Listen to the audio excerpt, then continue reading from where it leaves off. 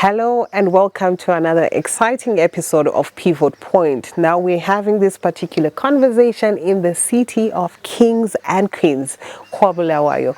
I am joined by the CEO of the Zimbabwe International Trade Fair, Dr. Ndebele. Dr. Nick, welcome to Pivot Point. Thank you very much for inviting me. Thank you to viewers wherever they are. I guess in this case it's digital, so they are all over. Yes. One of the most exciting things that we have been trying to do is to have conversations around microeconomic development. Yes. And we cannot talk about development of entrepreneurs, of startup companies without referring or speaking to the Zimbabwe International Trade Fair, which is one of the largest organizations in the country that pushes for international buyers, and local enterprises to come together and have conversations. Now, Dr. Nick, you have been working with the ZITF for quite a long time, and you have brushed shoulders with some of the leading entrepreneurs in the country. Yes. What is it that makes an entrepreneur stand out and be cutthroat in this ever-changing dynamic economy of Zimbabwe? Well, Zimbabwe naturally requires, maybe I first have to confess that I'm one of the small emerging entrepreneurs. Ah, wonderful. So I guess one of the lessons that one draws out of the experience is the agility. Mm-hmm. You need to be able to think on your feet, as it were, because the environment is always evolving. It throws a number of challenges, mm-hmm. be it at a regulatory level or just the macroeconomic setting can be quite volatile in some instances. So the ability to be agile, to be able to evolve, to make decisions on your feet is quite important. For us, we have seen a number of entrepreneurs that have really emerged and that have demonstrated immense resilience in a way, because our environment can really be challenging. Are those that have been able to be positive, to be agile, to be adaptive, to be creative, to be innovative. So one that actually utilizes the available resources, the digital, for instance. Yeah. Because to reach a wider audience or a wider target market, one needs to also leverage those tools in order for one to reach the market. It's not your everyday big corporate that is able maybe to advertise on national television, that is able to advertise on national newspapers that circulate everywhere. But the small medium enterprise really leverages the digital tools that are at our disposal, the social media platforms that one can actually utilize to reach a wide audience. Mm-hmm. Yeah. Over the years, there has been debate around why entrepreneurs or startup companies collapse within the first 5 years. Now, I'm going to feed off your expertise from ZITF and your experience as an entrepreneur. And there has been debate around funding and issues to do with governance. Now, there are people who say within startup companies, their governance structures are a little bit shaky, and that primarily contributes to their collapse. While others are saying funding is crippling the growth and the sustainability of entrepreneurs in the country. Your experience, Dr. Nick, is it an issue of funding, is it an issue of governance, or is it a combination of both? It's a combination of several factors, I would say. Funding, of course, being the biggest, factor that really affects one's ability to navigate the terrain, or to actually emerge, to evolve from just being a small enterprise to something that is much more sustainable. So access to finance is obviously a challenge in our country, and finance is a bit pricey in our setting, and the entrepreneur, who is largely informal in most instances, does not have access to a bank, or does not want a relationship with a bank, or would wish to have a relationship with a bank but is unable to because of various reasons. So access to finance is certainly a huge factor. And naturally, because these are small to medium enterprises, they largely depend on the entrepreneur himself, the person who really is driving this startup.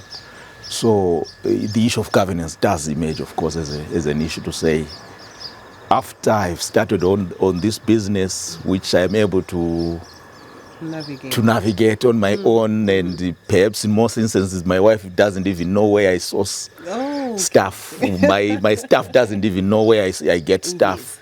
And in the event that I'm no longer there to do that, what then happens? Or I'm incapacitated in one form or another. So the issue of governance does come through. And I guess as ZITF, we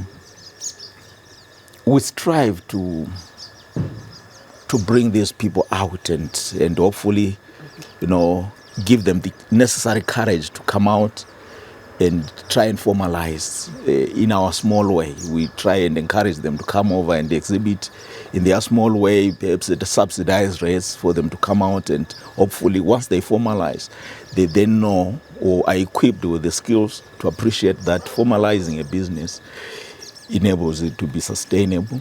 And it's important that you set up proper governance structures for it to be able to run on its own processes, on its own, policies, even in the absence of the person who actually originated the business. So it's important that as a platform, we've always tried in our small way to bring out those elements. And we have a good platform with the Innovators Forum that really targets the young and the emerging entrepreneurs to say, where do you market your stuff? What are the governance structures that need to be in place for it to be sustainable? How else can you access finance, for instance, is just among other elements that one is equipped with on those platforms. So it's important that one then appreciates that access to finance is still a challenge, and the informality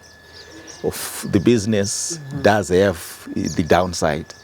And of course, the issue of governance structures does obviously contribute to the lack of success or the success of the business. So those are some of the key determining factors as to the ability of the business to remain resilient and actually grow. Yeah.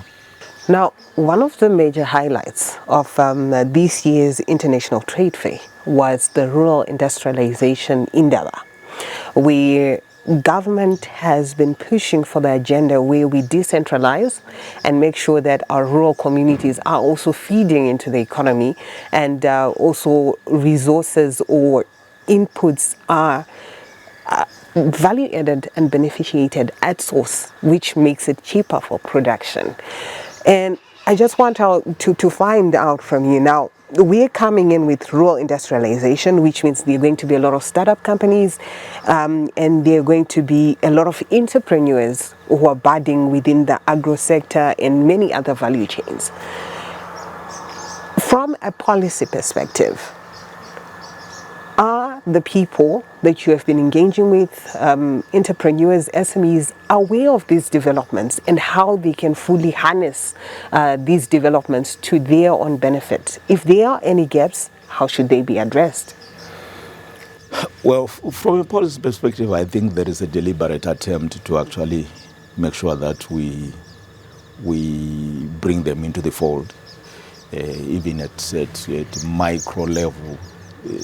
The talented ones that are in the rural setup, but perhaps are not able to access the kind of resources that those that are in urban centers do access. And this is an attempt again at stemming the rural-urban migration, and of course, making sure that we develop small enterprises in the rural areas. It's quite important. In the main, Zimbabwe is an agro-based economy. Most of the resources actually emerge from those areas. So it's important that we utilize those. And Quite frankly, I think at policy level there is that deliberate attempt, but in terms of us, the people, appreciating the opportunities that are there as a result of this government attempt to make sure that we decentralize some of these opportunities, maybe for lack of a better expression. Maybe there's still a challenge, but there is that deliberate attempt, particularly from the Minister of Agriculture, the Minister of Industry and Commerce, the Minister of Mines, I guess, as well, because these are the key ministries when it comes to industries that can actually emerge from the rural areas. I think there is that necessary collaboration to say what are the resources in a particular setting and how can the people in that setting utilize those resources to actually,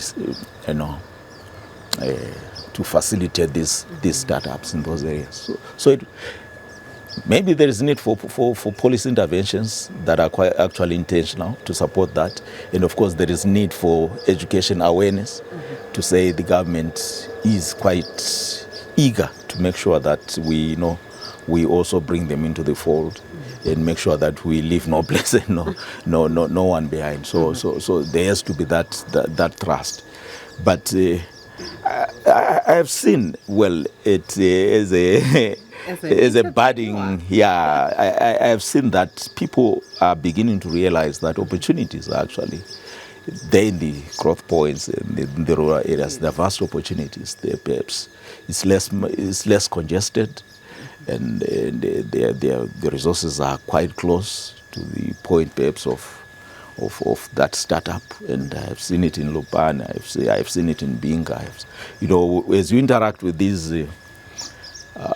non-governmental organizations that are quite keen in supporting those disadvantaged communities, you then realize that there is a lot of talent there that can actually be leveraged to start up some businesses that can actually sustain families.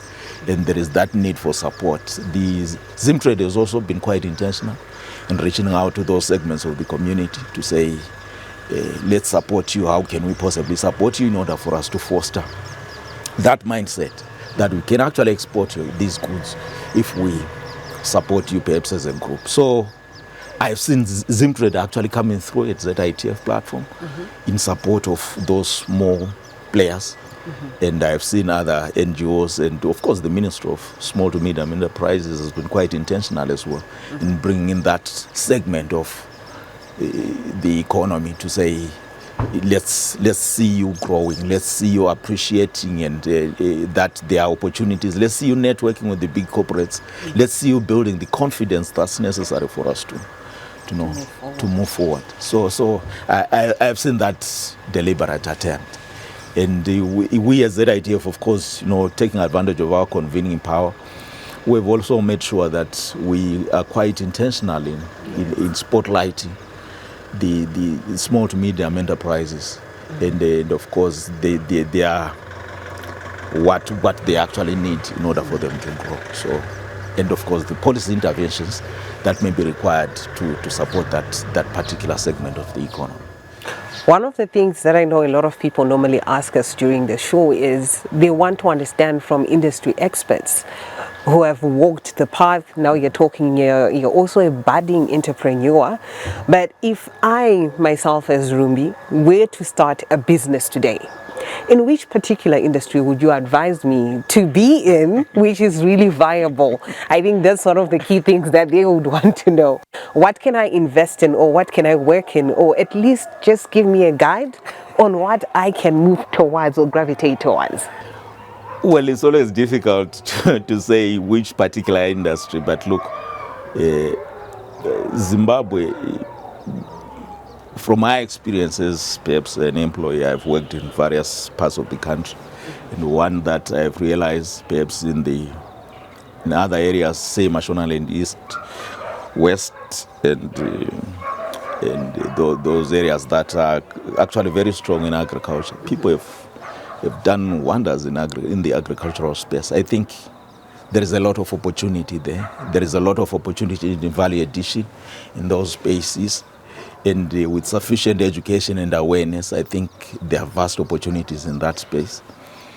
One then looks at perhaps provinces such as Ndebele. There is vast opportunity in mining, for instance, and perhaps a bit of agriculture in terms of poultry, cattle ranching, and so forth. So there are vast opportunities in that space. I know, of course, naturally people gravitate towards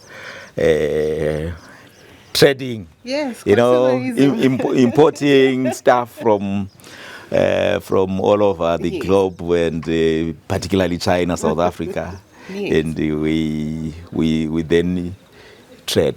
That it is an opportunity, but how does that help the country as it strives to earn foreign currency? How does that help the country as it strives to value add and import substitution in its import substitution thrust?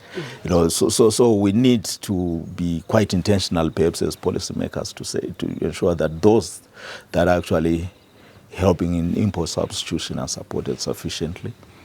And they are educated perhaps adequately in order for them to build confidence that this is more than just helping me, this is for national good as well. Mm-hmm. Traders are good. I guess none of us is not a trader, but that has got the other downside, which is that we export a lot of jobs in the process as we use our US dollars out there.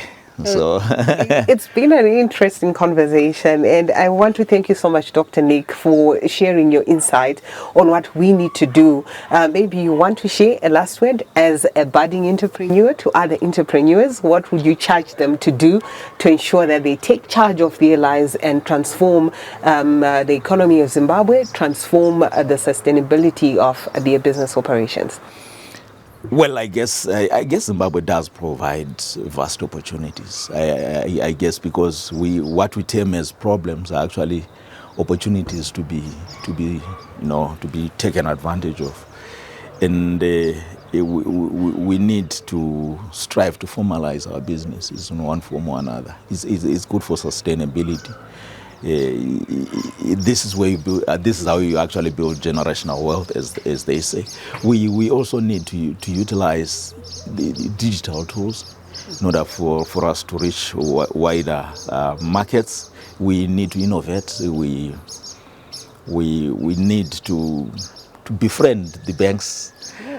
Banks, I think, are actually making an effort to reach out to the informal sector, particularly in a bid to formalize them and, of course, offer support in one form or another. I think we need to take advantage of that. But the long and short of the entire conversation is that what one may view as problems in Zimbabwe are actually vast opportunities. That if one were to look at the way the Chinese are flooding our space, it's an indication that there are vast opportunities in our setting, and we need to be part of that group of people that really realizes those opportunities and takes advantage of them. I guess Nyika actually resonates with this thrust to say we need to take charge of our future, and it's important that we realize the opportunities instead of just complaining endlessly. We need to see the opportunities. Thank you so much, Dr. Nick, for coming through to Pivot Point. We're looking forward to visiting your business one day and see what you do right there. But it's quite encouraging for all of us who have listened to your story and the insights that you have shared here on Pivot Point. Thank you. Definitely vast opportunities are there, and we are here to continuously update you on what you need to do and how you need to navigate yourself as a budding entrepreneur, as a startup company, to ensure that you're viable, you're sustainable, and you stay within the reasons of pivoting your life and changing everything around. Thank you so much, and it's goodbye.